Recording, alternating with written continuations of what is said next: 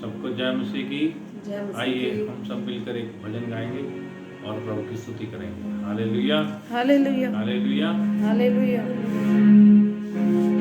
सच्ची आराधना करना प्रभु जी, हमको भी तू सिखाए। सच्ची आराधना करना प्रभु जी, हमको भी तू सिखाए।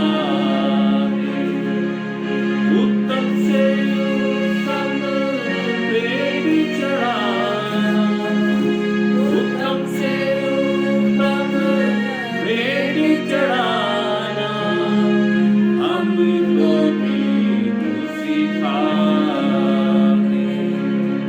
Hallelujah, Hosanna, hallelujah, Hosanna, hallelujah, Hosanna, hallelujah, hallelujah. परमेश्वर का धन्यवाद हो। आइए हम प्रभु के वचन से सीखेंगे कि जब हम प्रार्थना करते हैं तो हमें लोगों से पैसे लेने चाहिए या नहीं लेने चाहिए। Hallelujah, hallelujah. क्योंकि बहुत बार हमारे दिल में ये सवाल आता है। कई बार हम तंगी में होते हैं, हम कष्टों के हालात में होते हैं, हम सताव में होते हैं और फाइनेंशियली प्रॉब्लम में होते हैं। तो जब लोग हमसे दुआ कराने आते हैं या फिर हम कहीं दुआ करने जाते हैं तो क्या हमें लोगों से पैसे लेने चाहिए या नहीं लेने चाहिए? इस बात के ऊपर आज हम थोड़ी चर्चा करेंगे और आज हम परमेश्वर के वचन से सीखेंगे कि हमें प्रार्थना करने के पैसे लेने हैं या फिर नहीं लेने हैं। Hallelujah, hallelujah. बोलो खुदावंद यीशु मसीह के नाम की जय। हालेलुया। हालेलुया। तो आइए हम बाइबल खोलेंगे और 2 राजा निकालेंगे।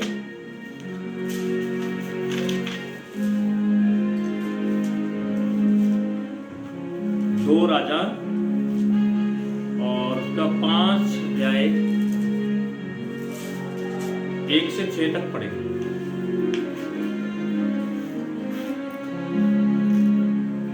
आराम के राजा का नामान नामक सेनापति अपने स्वामी की दृष्टि में बड़ा और प्रतिष्ठित पुरुष था, क्योंकि यहोवा ने उसके द्वारा अरामियों को विजय किया था। वह शूरवीर था परंतु कोढ़ी था।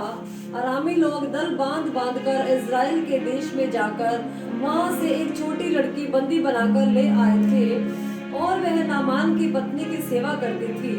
उसने अपने स्वामिनी से कहा, यदि मेरा स्वामी शमरोन के भविष्यवक्ता के पास होता तो क्या ही अच्छा होता, क्योंकि वह उसको कोढ़ से जगा कर देता।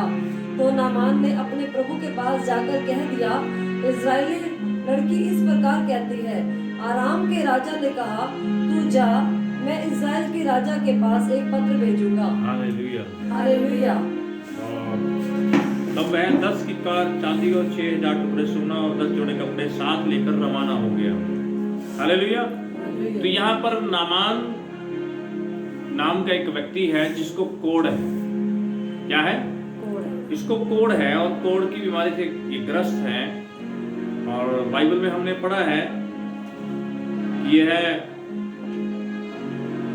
10 किक्कार चांदी और 6,000 टुकड़े सोना और 10 जोड़े कपड़े साथ लेकर रवाना हो गया। 9 आयत पढ़ेंगे। तब नामान घोड़ों और रथों समेत एलीशा के द्वार पर आकर खड़ा हुआ। तब एलीशा ने एक दूत से उसके पास यह कहला भेजा, तू जाकर यरदन में 7 बार डुबकी मार, तब तेरा शरीर ज्यों का त्यों हो जाएगा और तू शुद्ध होगा। तब नामान घोड़ों और रथों समेत एलीशा के द्वार पर आकर खड़ा हुआ। तब एलीशा ने एक दूत से उसके पास यह कहलाकर भेजा, तू जाकर यरदन में 7 बार डुबकी मार, तब तेरा शरीर ज्यों का त्यों हो जाएगा और तू शुद्ध हो जाएगा। 14 पढ़ेंगे। तब उसने परमेश्वर के भक्त के वचन के अनुसार यरदन को जाकर उसमें 7 बार डुबकी मारी और उसका शरीर छोटे लड़के का सा हो गया और वह शुद्ध हो गया। हाँ, और आगे तब वह अपने सब दल बल समेत परमेश्वर के भक्त के यहाँ लौट आया और उसके सन्मुख खड़ा होकर कहने लगा, सुन, अब मैंने जान लिया कि समस्त पृथ्वी में इस्राएल को छोड़ और कहीं परमेश्वर नहीं है, क्यों इसलिए अब अपने दास की भेंट ग्रहण कर। देखो यहाँ पर नामान क्या हो गया है, शुद्ध हो गया है, चंगा हो गया है, क्योंकि एलीशा ने उसे यह कहला भेजा था कि यरदन नदी में जाकर 7 बार डुबकी मारो, और उसने 7 बार डुबकी लगाई तो यह चंगा हो गया। और चंगा होने के बाद यह एलीशा से कहता है कि मैं तुझे कुछ भेंट देना चाहता हूँ। क्या देना चाहता हूँ? मैं तेरे लिए कुछ भेंट लेके आया हूँ और तू उस भेंट को ग्रहण कर। पर 16 आयत में लिखा है, एलीशा ने कहा, यहोवा जिसके सम्मुख में उपस्थित रहता हूँ उसके जीवन की शपथ मैं कुछ भेंट ना लूंगा। और जब उसने उसको बहुत विवश किया और कि भेंट को ग्रहण करे, तब भी वह इनकार ही करता रहा। Hallelujah, hallelujah. ये चंगा हो गया और एलीशा से बोल रहा है कि तू मेरी भेंट को क्या कर, ग्रहण कर। लेकिन एलीशा ने मना कर दिया कि मैं भेंट को, तेरी कुछ भी भेंट मैं नहीं लूंगा। और बार बार उसने विवश किया, उसको बहुत बार कहा कि तू मेरी भेंट जो है इसको ग्रहण कर, लेकिन उसने क्या किया? इनकार किया। तो हम देख रहे हैं यहाँ पर कि एक पहला शख्स है जो हम देखते हैं कि वो भेंट लेने से क्या कर रहा है? मना कर रहा है। हालेलुया, है ना। लेकिन आज हम देखते हैं कि बहुत सारे पास्टर जो है वो प्रार्थना करने के पैसे मांगते हैं। क्या मांगते हैं? हाँ, वो पैसे मांगते हैं। अगर उनको कोई प्रार्थना के लिए घर में बुलाता है कि मेरे घर आओ और हमारे लिए प्रार्थना करो, तो वो पैसे की डिमांड करते हैं। कहते हैं कि मेरा आने जाने का किराया मुझे दो और मेरे को जो है 11,000 रुपये आपको देने पड़ेंगे, या फिर 5100 रुपये आपको देने पड़ेंगे, या फिर कैसे भी करके वो पैसे की क्या करते हैं? डिमांड करते हैं। और लोगों के पास जाकर वो प्रार्थना करने के क्या लेते हैं? पैसे लेते हैं। लेकिन आज हम बाइबल से देख रहे हैं कि एलीशा ने जब उसको यरदन नदी में 7 बार डुबकी मारने के लिए नामान को कहा, तो उसने 7 बार डुबकी लगाई और वो चंगा हो गया, है ना। लेकिन उससे कुछ भेंट नहीं ली, है ना। और तब हम आगे पढ़ते हैं 20 आयत में कि परमेश्वर के भक्त एलीशा का सेवक गेजी सोचने लगा, मेरे स्वामी ने तो उस अरामी नामान को ऐसे छोड़ दिया है कि जो वह ले आया था उसको उसने ना लिया, परंतु यहोवा के जीवन की शपथ मैं उसके पीछे दौड़कर उससे कुछ न कुछ ले लूंगा। यहाँ पर एलीशा का सेवक गेहजी है। हालेलुया। और ये सोचने लगा कि मेरे स्वामी ने उस अरामी नामान को ऐसे ही छोड़ दिया है कि जो कुछ वह लाया था उसने कुछ भी नहीं लिया।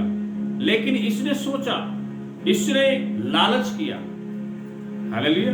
इसके मन में लालच आया, इस बात का लालच आया कि मैं नामान से कुछ ना कुछ जरूर लूंगा। और इसने सबसे पहला काम ये किया, जो कि गलत काम इसने किया, कि यहोवा की क्या खाई?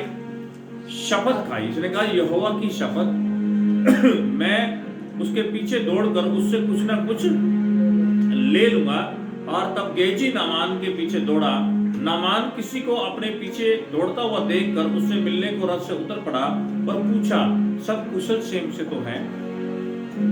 हालेलुया। और उसने कहा, हाँ सब कुशल से है, परंतु मेरे स्वामी ने मुझे यह कहने को भेजा है कि अफ्रीम के पहाड़ी देश में भविष्यवक्ताओं के चेलों में से 2 जवान मेरे यहाँ अभी आए हैं, इसलिए उनके लिए 1 इकार चांदी और 2 जोड़े वस्त्र दे। यहाँ झूठ बोल रहा है।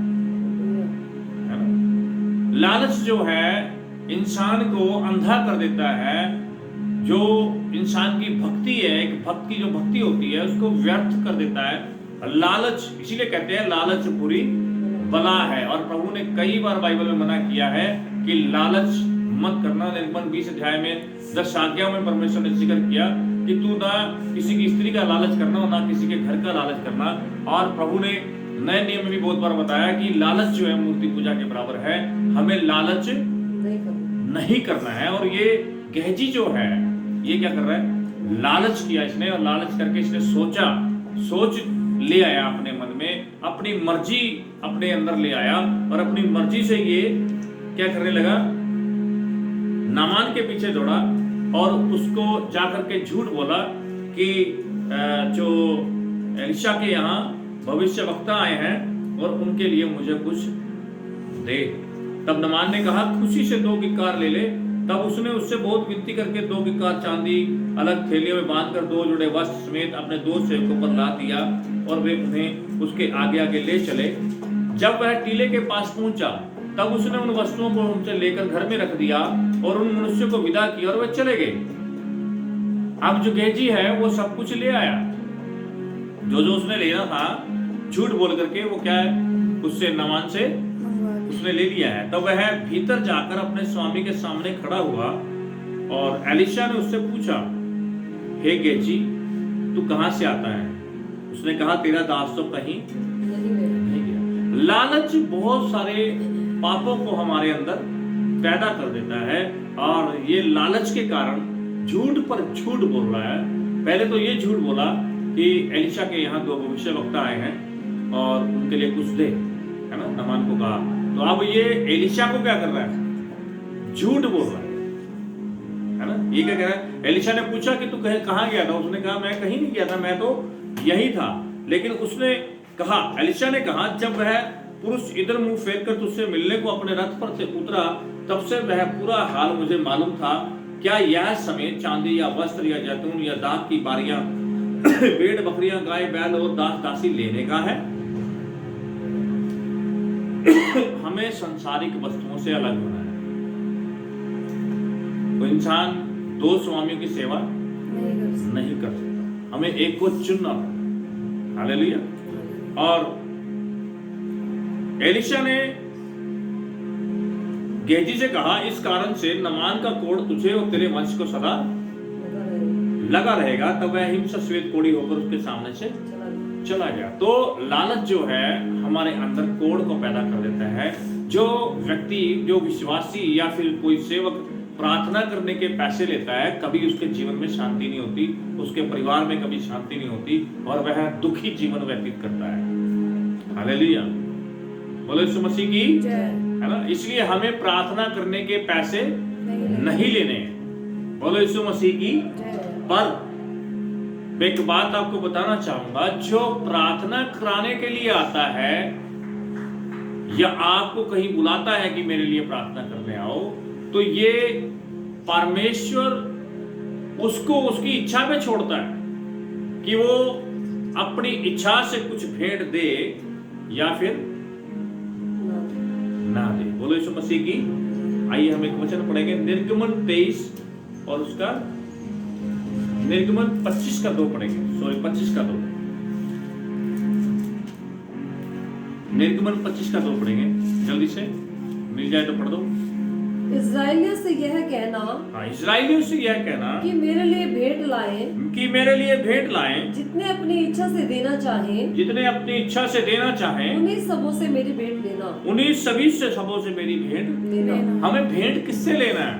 हमें मांगनी नहीं है भेंट, कोई अपनी इच्छा से हमें भेंट दे तो दे, पर हम डिमांड नहीं कर सकते। प्रभु ने कहा, मेरा उद्धार सेंत मेंत है, मुफ्त में हमें मिला है, मुफ्त में हमने लोगों तक पहुंचाना है, उसको देना है, पर हम पैसे की डिमांड नहीं कर सकते। हालेलुया, बोलो यीशु मसीह की, है ना। हमें प्रार्थना करने के लिए परमेश्वर ने खड़ा किया है। प्रार्थना को व्यापार बनाने के लिए, परमेश्वर की आशीष को व्यापार बनाने के लिए हमें खड़ा नहीं किया गया। हम बिजनेस नहीं कर रहे, हमें प्रार्थना के पैसे नहीं लेने, वरन जो अपनी इच्छा से कुछ दे, अपनी मर्जी से जो कुछ दे, उसे हमें ग्रहण करना है। हालेलुया, बोलो यीशु मसीह के नाम की जय, है ना। हम एक वचन और पढ़ेंगे, नीति वचन 18 का 16 वचन हम पढ़ेंगे। नीति वचन 18 उसका 16 हम लोग देखेंगे।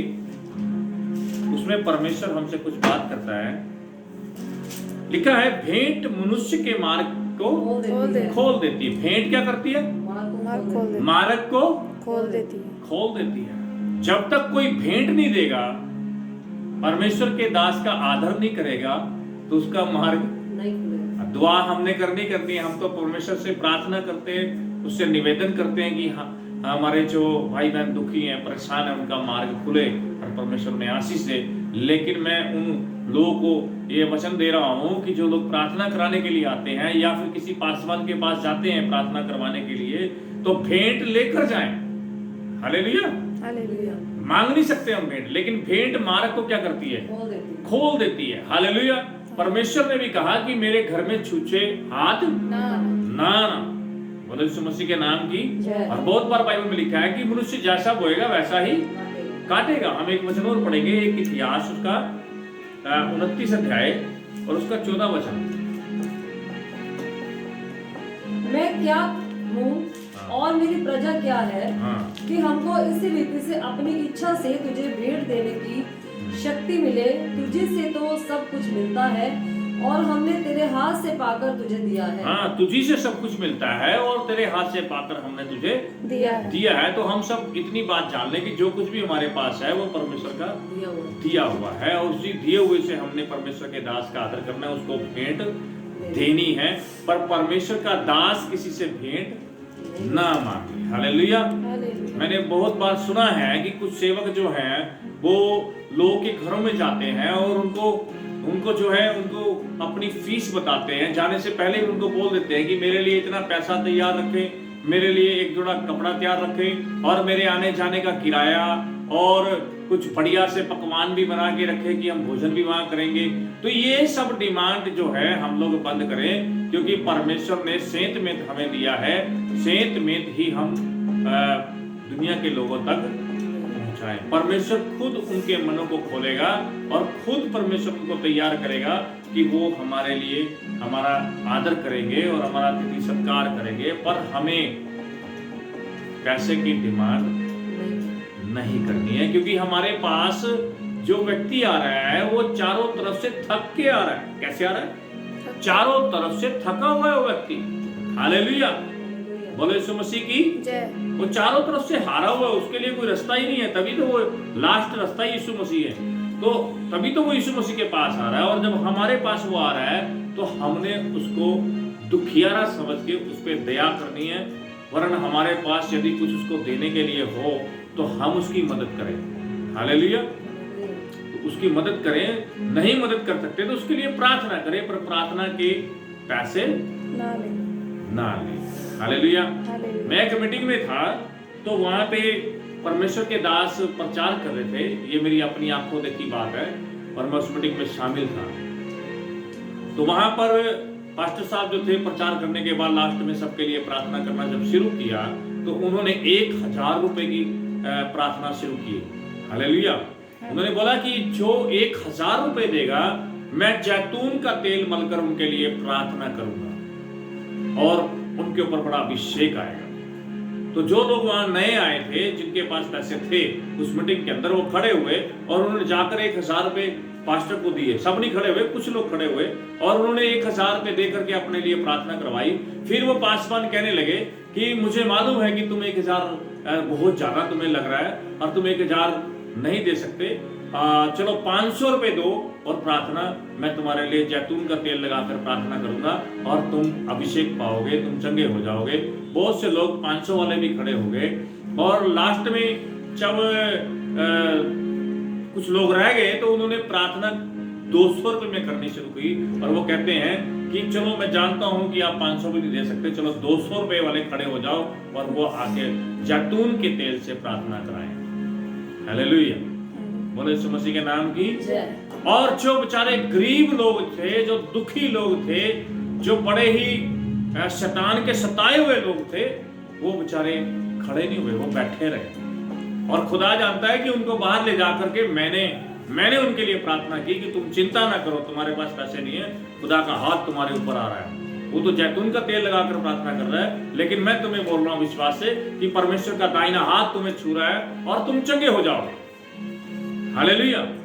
बोले यीशु मसीह के नाम की। प्रार्थना करके दूसरों को आशीष देनी। हालेलुया। प्रार्थना करके पैसा नहीं कमाना। ये हाथ खुदा ने हमें दूसरों के ऊपर बढ़ाने के लिए दिया है। इस हाथ को बढ़ाना है, इस हाथों से लोगों को शिफा देनी है, प्रार्थना से शिफा देनी है, पर हमें इन हाथों के द्वारा जो हम शिफा दे रहे हैं उसको बेचना नहीं। बोलो यीशु मसीह की जय। तो हमने सीखा कि हमें प्रार्थना करने के पैसे नहीं लेने। जो प्रार्थना के पैसे मांगता है वह परमेश्वर का सच्चा दास नहीं है। हालेलुया। आइए हम एक वचन और पढ़ेंगे, लास्ट वचन हम लोग पढ़ेंगे 1 तीमुथियुस 6:5 वचन हम लोग पढ़ेंगे।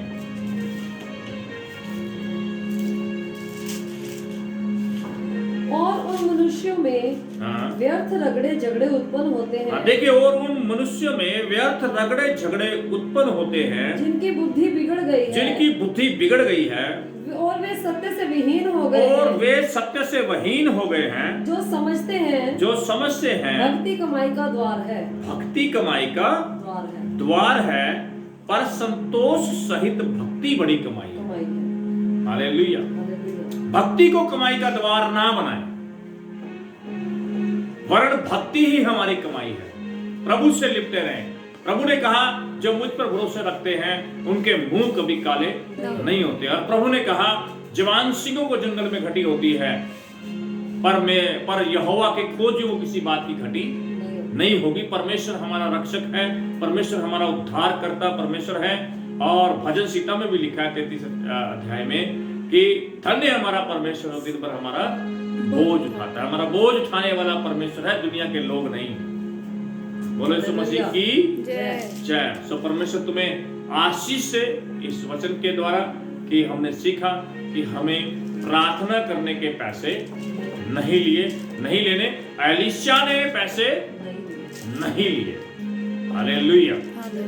हमने एलीशा के जीवन से सीखा कि हमें पैसा नहीं लेना। परमेश्वर आप सबको आशीष से खुदा बरकत दे।